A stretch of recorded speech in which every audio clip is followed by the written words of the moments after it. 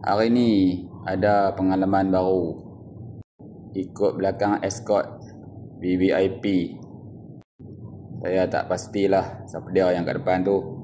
Kemungkinan besar saya rasa TYT kot, Gubernur Penang. Rasa hati berbunga-bunga jalan.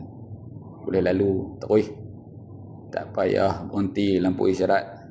Tapi sebenarnya memang tak payah berhenti pun. Lampu isyarat kat Kampung Jawa tadi pun memang kebetulan hijau. Dekat sini pun sebenarnya memang boleh pergi terus. Cuma jalan lengang lah. Bawa pun pelan-pelan saja. Saya pun orang ni awal sikit. Tak kalut apa. Boleh ikut belakang pelan-pelan. Bukan senang nak dapat pengalaman ikut belakang macam ni. Ada juga motor yang macam cuba nak potong. Tapi memang polis tak bagi potong. Video tu akan menyusul sebab dia makan masa kalau nak edit.